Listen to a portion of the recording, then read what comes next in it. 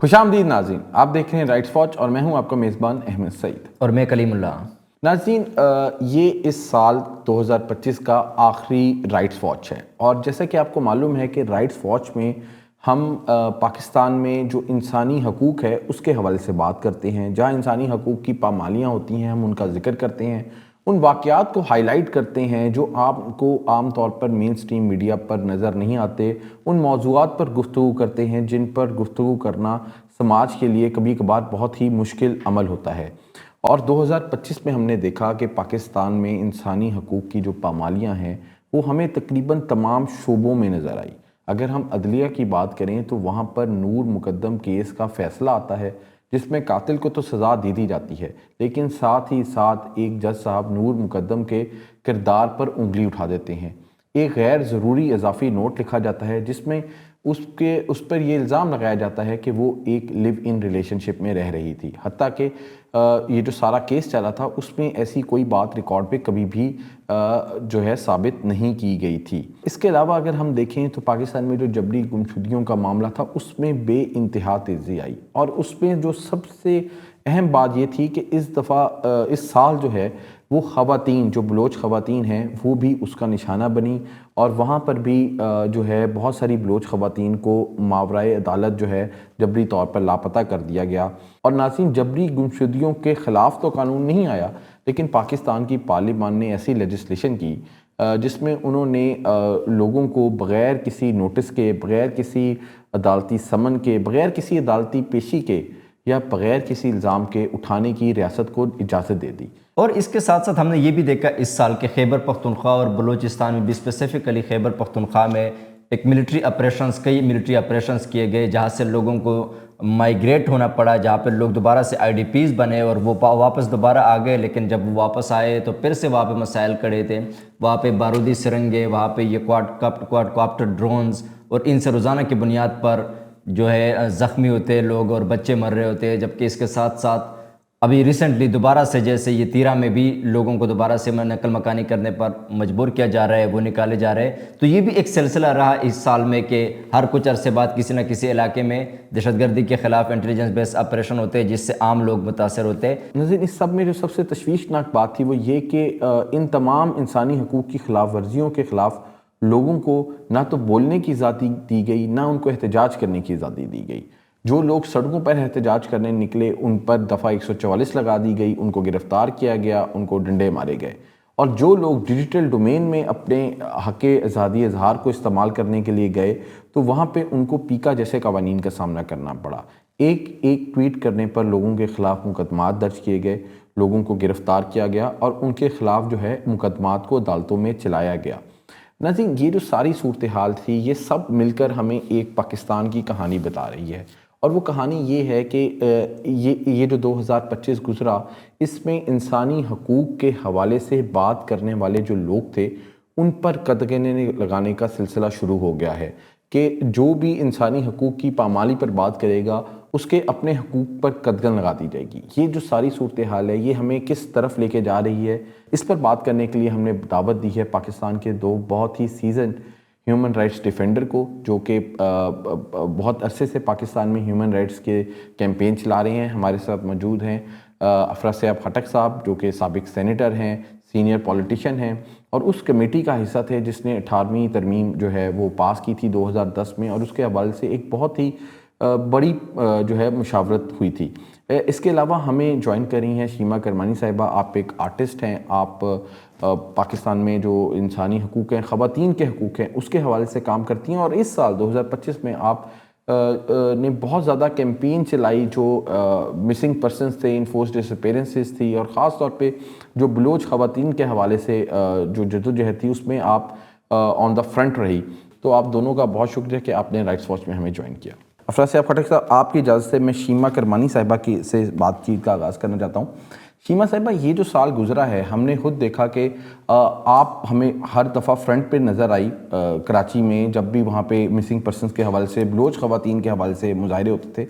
लेकिन हमने फिर साथ ये भी देखा कि आपको उन मुज़ाहरों की इजाज़त भी नहीं होती थी। प्रेस क्लब जो आज़ादी इज़हार का एक किला समझा जाता था उसके अंदर भी नक़ब लगाई गई, उधर भी आप लोगों को बात करने की इजाज़त नहीं दी गई। इस सारी सूरत हाल को आप किस तरह से देखती? Thank you. और मैं समझती हूँ कि ये बहुत ज़रूरी टॉपिक है जिसको आप लोगों ने आज उठाया है, क्योंकि जो ह्यूमन राइट्स इश्यूज हैं इस वक्त पाकिस्तान में, वो बहुत बहुत ही डीप कंसर्न है हम सब लोगों के लिए। इससे पहले कि हम ह्यूमन राइट डिफेंडर्स के इश्यूज पे आए, मैं जरा सी बात ये ज़रूर कहना चाहूँगी कि देखिए, औरतों के खिलाफ वायलेंस जो है वो इन स्पाइट ऑफ लेजिस्लेशंस बढ़ता ही चला जा रहा है। जो रिपोर्टेड केसेस हैं वो ये कहते हैं कि अगर साल के 365 दिन हैं तो उसमें कोई ऐसा दिन नहीं गुजरता जबकि कोई औरत के पर डोमेस्टिक वायलेंस का नहीं हो रहा होता। तो और ये आम तौर से लीड्स टू वुमेन्स डेथ। और उसके बावजूद कोई मतलब लॉज बनने के बावजूद कोई फर्क नहीं पड़ रहा है ना।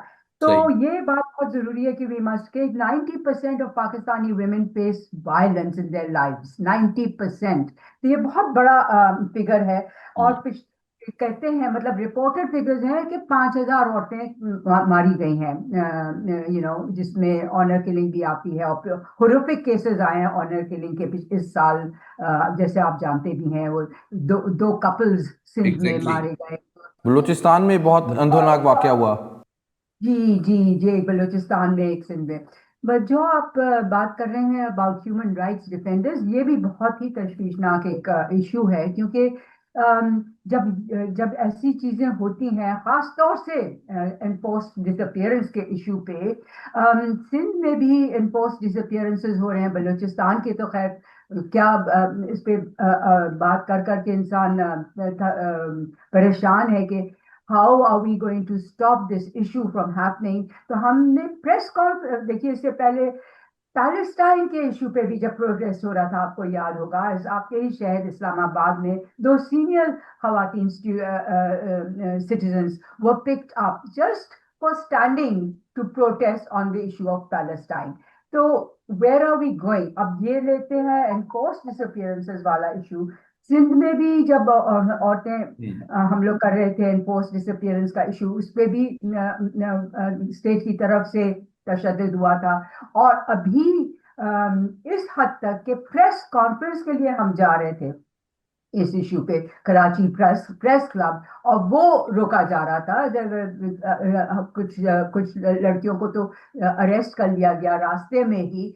Is this any form of democracy where there is no freedom of speech, no freedom of movement, even for those who are rights defenders? बिल्कुल। मैडम, आपने जो बात की, मैं इसी को लेके अफरत साहब की तरफ जाना चाहता हूँ। अफरत साहब, जो बात हो रही है कि ये सब कुछ एक उस नाम नहाद हम कह सकते हैं उस जमहूरी निज़ाम में हुआ। अब ये जो कराची की इन्होंने सारी बात की, वहाँ पे पाकिस्तान पीपल्स पार्टी की हुकूमत है, लेकिन इसके साथ साथ हम देखते हैं जो हमारे सियासतदान थे, जो बहुत ही सीजन सियासतदान हैं, जो पार्लियामेंट में मौजूद थे, उन्होंने भी इस तरह की लेजिस्लेशन की कि जो ये सारे इस तरह के इकदाम थे जिससे उनकी तायीद होती थी। तो ये जो इस साल सियासतदानों ने जो लेजिस्लेशन की है, आप इसको किस तरह से देखते हैं? ये हमें कितने साल अब इफेक्टिवली पीछे ले गई है, ये जो इस साल होने वाली जो लेजिस्लेशन थी? शुक्रिया। मेरी गुजारिश ये होगी कि इस सूरत-ए-हाल को समझने के लिए थोड़ा सा हमें मुल्क के आईनी तनाजुर पे नज़र डालनी होगी। और उसमें मैं ये अर्ज़ करना चाहूँगा कि जो ज़िया उल हक के बाद, मार्शल लॉ के बाद जो निज़ाम आया है, उसको ये यहाँ लोग हाइब्रिड कहते हैं, मगर तरहकीकत ये एक गैर जमहूरी निज़ाम है, जिसको अगर ठीक नाम दिया जाए तो असल में ये जर्नेल शाही है। जैसे हमने देखा है वक्तन फ़ौक्तन कूदेता भी होते रहे हैं, जनरल मुशर्रफ ने डायरेक्टली कू किया, लेकिन जो इनडायरेक्ट कू या बिलवास्ता कू हैं वो तो होते रहते हैं, हमेशा जारी रहते हैं। इस सारी सूरत-ए-हाल में बेहतरी आई 2007-8 में, जब जनरल मुशर्रफ के खिलाफ तहरीक चली। वकील आए मैदान में, फिर अवाम भी उसमें शामिल हुई, सियासी पार्टियां भी शामिल हुई, और जिसके नतीजे में 2008 के इंतखाबात में निस्बतन एक मौसर असम्बली वजूद में आई। और उस असम्बली ने, पार्लियामेंट ने, आपने देखा 18वीं तरमीम मंजूर की, आईनी इस्लाहात की, और तारीख में पहली बार एक असम्बली ने अपनी आईनी मुद्दत पूरी की, दूसरी असम्बली जो है उसने मुद्दत शुरू की, اور آپ نے دیکھا کہ یعنی ایک طرح سے سویلین حکومتوں کی یہ صلاحیت سامنے آئی کہ وہ یہ کر سکتی ہیں، بالکل کسی کو مداخلت کی ضرورت نہیں ہے، لیکن ظاہر ہے کہ غیر جمہوری قوتوں کو یہ بات پسند نہیں آئی، اور 2014 سے ایک کو شروع ہوا، ایک کریپنگ کو جسے انگریزی میں کہیں گے، ایک رینگتا ہوا کو، اور یہ اس میں بنیادی بات یہ تھی کہ کیسے جو جمہوری حاصلات ہیں عوام کی، جمہوری قوتوں کی، ان کو ایک طرح سے تہس نہس کر دیا جائے، اور اس لیے آپ نے دیکھا کہ یعنی 2017 میں نواز شریف صاحب کو ڈسکوالیفائی کیا گیا، اس سے پہلے یوسف رضا گیلانی کو ڈسکوالیفائی کیا گیا تھا، کیونکہ یعنی عدلیہ کے ذریعے کودتا شروع ہوا۔ تو اس میں پھر یہ تھا کہ اس رنگتے ہوئے کو کا حصہ جو تھا وہ انتخابات میں دھاندلی بھی تھی۔ تو آپ نے دیکھا کہ 2018 کے انتخابات اور 2024 کے انتخابات میں دھاندلی کا لفظ ذرا کمزور ہے، اصل میں انتخابی ڈاکے پڑے، مکمل ڈاکہ۔ تو یہ جو انتخابی ڈاکوں کے ذریعے کٹ پتلی حکومتیں بنائی گئی، بدقسمتی سے یہ تینوں بڑی پارٹیوں نے اس میں حصہ لیا۔ پی ٹی آئی نے 2018 کے بعد انہوں نے ایک طرح سے اس نام نہاد جس کو ہائیبریڈ نظام کہتے ہیں، جنرل شاہی حقیقت میں، اس کو بنانے میں انہوں نے بھی اپنا حصہ ڈالا۔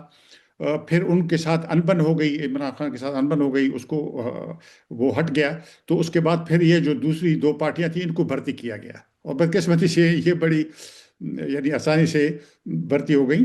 تو اس کے بعد آپ نے دیکھا ہے کہ اصل میں آئین پہ شبخون مارا گیا ہے۔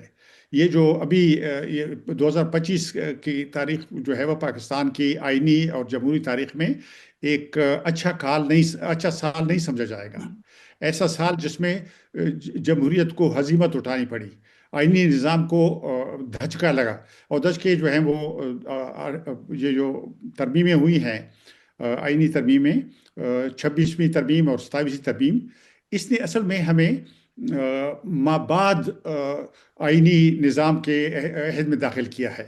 میں کہتا ہوں اس کو پوسٹ 1973 کانسٹیٹیوشن۔ پہلی بات تو یہ دیکھیں نا، یہ جو اسمبلی ہے یہ خود اس کے بارے میں سوال ہیں، انتخابات میں دھاندلی ہوئی، جیسے وہ دھاندلی کافی نہیں تھی، پھر ان کو عدلیہ کے ذریعے یعنی عدلیہ پر پہلے شبخون مارا گیا، جب عدلیہ قابو میں لائی گئی تو اس عدلیہ کے ذریعے پھر ان کو اسپیشل سیٹیں دی گئی، ایک مصنوعی ٹو تھرڈ میجورٹی دی گئی، اور اس ٹو تھرڈ میجورٹی کو بہت یعنی سفید چشمے کے ساتھ استعمال کرتے ہوئے آپ نے دیکھا کہ ایسی ترمیمیں آئین میں کی گئیں جو جائز اسمبلی بھی، جو منتخب اسمبلی بھی کرنے کی مجاز نہیں ہے۔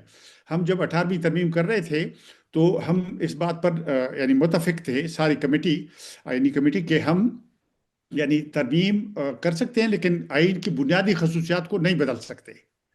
بنیادی خصوصیات میں مثلا یہ وفاقی آئین ہے، مثلا یہ یہاں پر ٹرائیکاٹومی آف پاور ہے، تسلیس ہے اقتدار کی، یا مثلا اور اس میں چیزیں ہیں جو ہم نہیں بدل سکتے، لیکن یہ کہ انہوں نے، آپ نے دیکھا کہ انہوں نے وہ چیزیں بدلی ہیں جو یہ بدلنے کی مجاز نہیں، جو ہو نہیں سکتی۔ منتخب پارلیمنٹ، یہ تو منتخب اسمبلی بھی نہیں ہے، بالکل ایک کٹ پتلی اسمبلی ہے، اور آپ نے دیکھا کہ مقننہ جو ہے اس کی اوقات یہ ہے کہ ایک کرنل اس کو چلانے لگا۔ افسر صاحب، خٹک صاحب، اس حوالے سے ہم دیکھتے ہیں کہ جو ریزسٹنس آنی چاہیے تھی فرام دا سوسائٹی، اور خصوصی طور پہ جو اپوزیشن کی پولیٹیکل پارٹیز، جس طرح آپ نے حوالہ کیا 2007 کی تحریک چلی تو اس سے نظام میں ایک سپیس کریٹ ہوئی، تو وہ کہیں نہ کہیں تو پھر جو اپوزیشن کی جماعت ہیں یا جماعتیں ہیں ان کی بھی کچھ حد تک ناکامی ہے کہ شاید ان کا ایجنڈا ایک بہت ہی محدود دائرے میں گھوم رہا ہے۔ یا تو جی بالکل، یہ آپ کی بات ٹھیک ہے، میں نہیں کہتا کہ سیاسی پارٹیوں کی ذمہ داری نہیں ہے، یعنی جو نام نہاد مین سٹریم پارٹیز ہیں، یعنی جو پی ٹی آئی ہے، جو پاکستان پیپلز پارٹی ہے، جو پاکستان مسلم لیگ نون ہے، ان تینوں نے اس میں حصہ بٹایا ہے۔ لیکن دیکھیں نا، یہ جو پارٹیاں ہیں یہ اقتدار انہوں نے لیا ہے اس قیمت پہ کہ وہ غیر جمہوری نظام کو گلے لگائیں گی۔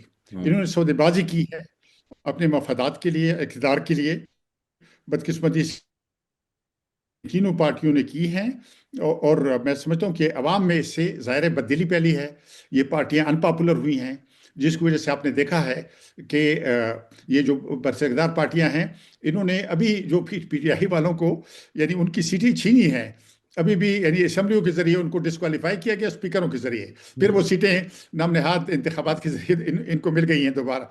तो अब ये तो देखे ना, अब तो एक बड़ी तहरीक की ज़रूरत होगी। और इसमें यह भी मैं कहना चाहता हूँ कि जो पेरिफेरी है, जो पाकिस्तान में पछड़ी हुए इलाके हैं, जो गैर मुख्तदर इलाके हैं, यानी बलूचिस्तान, यानी पख्तूनख्वा, ख़ुसूस कबायली इलाके, गिलगित बल्तिस्तान, कश्मीर, ये जो इलाके हैं इनमें ये उभर रहे हैं। ऐसा नहीं है कि अवाम उठकड़े नहीं हुई हैं। अब देखिए बलूचिस्तान में आपके सामने है, फौजी ऑपरेशन हो रहा है, हज़ारों लोग जो हैं वो गुमशुदा हैं, जबरी तौर पर गुमशुदा किए गए हैं। पख्तूनख्वा में लोग जो हैं वो सफ़र कर रहे हैं। वहाँ पर एक जंग की कैफियत है, ऐसी जंग जो पख्तूनख्वा के अवाम ने नहीं शुरू की, ना उनका इसमें कोई दखल है। लेकिन ये जो रियासत की पॉलिसियाँ हैं, अफ़गानिस्तान का जो प्रोजेक्ट है मगरबी ममालिक के साथ मिलकर, जो पाकिस्तान 50 साल से उसको चला रहा है, उसकी वजह से लोगों को बहुत मुश्किल सूरत हाल का सामना है। जी जी सर। मैं इसमें एक बात ऐड करना चाहूंगी, अगर जी जी जी इजाजत हो। जी जी जी जैसे खटक साहब ने कहा कि ये जो इश्यूज खड़े हैं केपी में और बलूचिस्तान में और सिंध में भी, ये लोगों ने नहीं क्रिएट किए हैं। जैसे आपने कहा, ये तो तकरीबन मतलब स्टेट की तरफ से ही शुरू किए गए हैं। और जो जब ये गुमशुदगियां हैं और ये तमाम इश्यूज में, एक ना बात इसको जिस चीज को आगे ले जाना चाहती हूँ वो ये कि अवाम जो है इस वक्त वो बाहर निकल रही है, वो खड़ी हो रही है। अगर आप याद करें और उनके साथ क्या होता है, मैं एक और चीज इसमें ऐड करना चाहती हूँ, वो है ये सारे जो ब्लास्फेमी केसेस हुए हैं इस पिछले साल, एक दो साल में, इनका इनका जिक्र करना भी बहुत जरूरी है। क्योंकि आप देखिए कि कितने कोई तकरीबन 30 चर्च डिस्ट्रॉय किए गए थे जलियांवाला केस में। और जब कराची से हम क्रिश्चियन राइट्स डिफेंडर्स गए थे, उनको भी उनके खिलाफ भी वायलेंस, स्टेट वायलेंस हुआ था।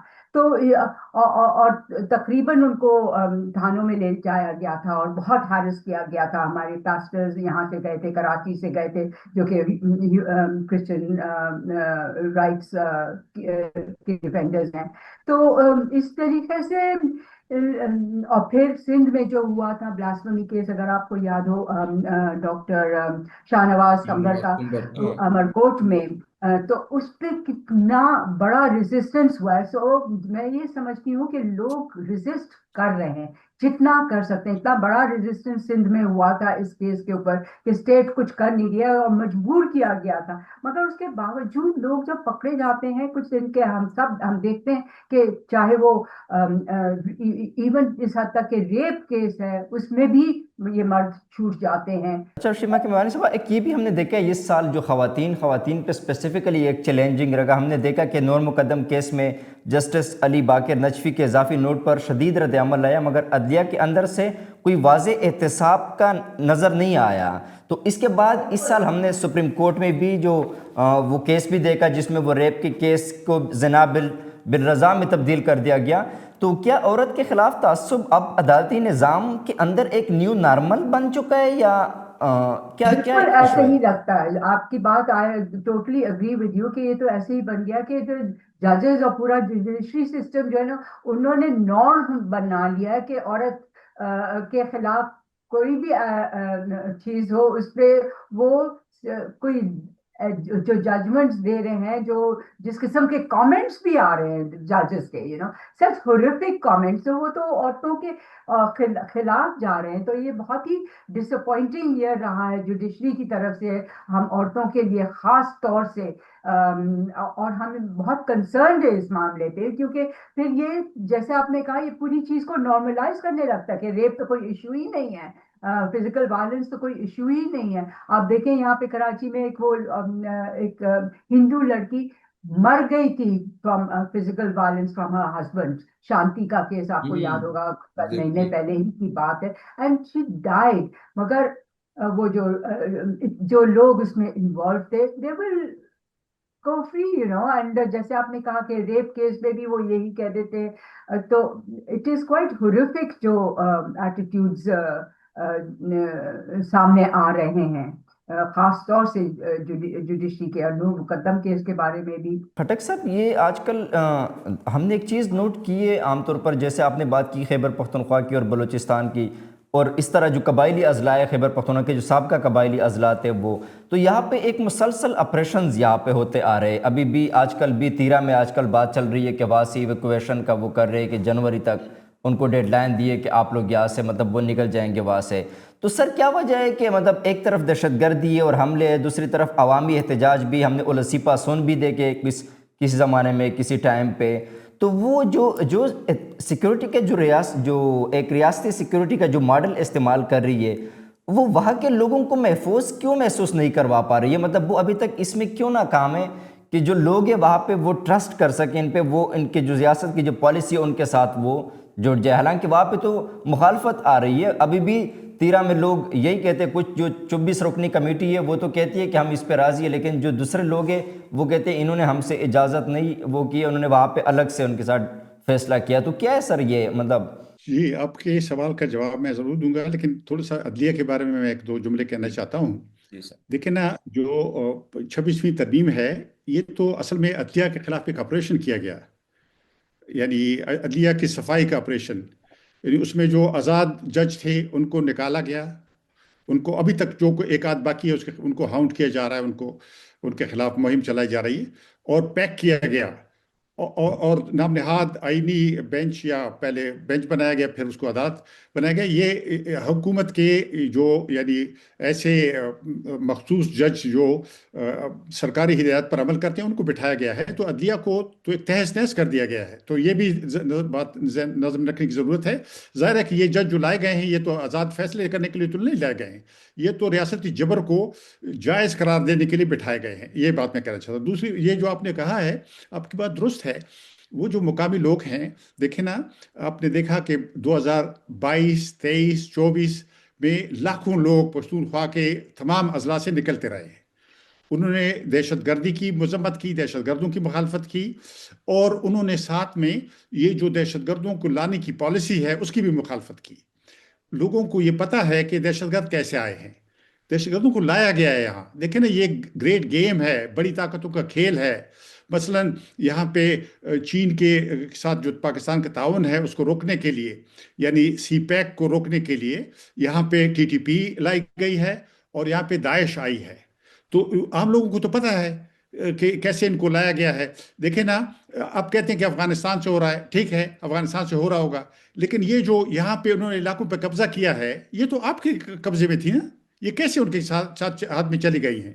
تو لوگوں کو تو وہ اپنی آنکھوں سے دیکھتے ہیں، تو ان کو کیسے یقین آئے گا اس منافقت پر؟ دیکھیں نا، یہ جو طالبان کا پروجیکٹ تھا یہ تو پاکستان سے چلا تھا، مغرب اس کے پیچھے تھا اور یہ پاکستان سے چلا تھا. دیکھیں نا، اب یہ لوگ کہتے ہیں، اب دیکھیں نا ہمارے سیکیورٹی اسٹیٹ کہتی ہے یہ طالبان کون ہے، یہ میکسیکو سے آئے ہیں، کہاں سے آئے ہیں، یعنی کہتے ہیں ہم نہیں پہچانتے. دیکھیں نا، تو یہ تو اس طرح کی باتیں مقامی لوگوں کے لیے تو یہ باتیں ظاہر ہے کہ لطیفے ہیں ان کے سامنے. تو ظاہر ہے وہ کیسے یقین کریں گے؟ اور اسی لیے آپ نے دیکھا کہ بنو میں، لکی مروت میں لوگوں نے سیکیورٹی فورسز کے خلاف احتجاج کیا، کیونکہ ان کے خیال تھا کہ ان کی پالیسیاں جو ہیں وہ اس کا سبب بنی ہیں اس خون ریزی کا. تو میں سمجھتا ہوں کہ اہم بات یہ ہے کہ یہ جو پختونخوا کے عوام کے ساتھ ظلم جاتی ہو رہی ہے، پورے پاکستان کے عوام کو ان کے ساتھ یکجہتی دکھانی چاہیے، ان کے حق میں آواز اٹھانی چاہیے. دیکھیں نا، یہ جو ڈرون اٹیک، مثال کے طور پر دیکھیں، میں نے یہ سوال پچھلے 1-2 مہینوں میں کئی بار اٹھایا ہے. مثلا ایک کہتے ہیں کوارڈ کاپٹرز، یعنی ایک قسم کی ڈرون ہے. اچھا، وہ حملے ہو رہے ہیں. میں نے یہ سوال اٹھایا کہ دیکھیں نا، یہ تو کوئی ایسی یہ پین تو نہیں ہے کہ آپ جیب میں ڈال کے پھرتے ہوں، یہ تو ایک پورا جہاز نما چیز ہے. اس کو یہ کہاں بنتی ہے، کارخانے کہاں ہیں، ٹیکنالوجی کس کی ہے، اور پھر یہاں لائی کیسے جاتی ہے، اس کی آزمائش کہاں ہوتی ہے، ٹریننگ کہاں ملتی ہے، ریموٹ کہاں ہے. دیکھیں نا، یہ ریاست جو ہے اس سے بداری سے کیسے اپنے آپ کو برات بخشتی ہے. دیکھیں نا، تو لوگوں کے ذہن میں یہ سوالات ہیں. یعنی ڈرون حملے ہو رہے ہیں، اس سال پتہ نہیں کتنے ڈرون حملے ہوئے ہیں، کوئی مداوع نہیں ہے. تو یہ ریاست تو بچاؤ کرنے کے لیے ہوتی نا.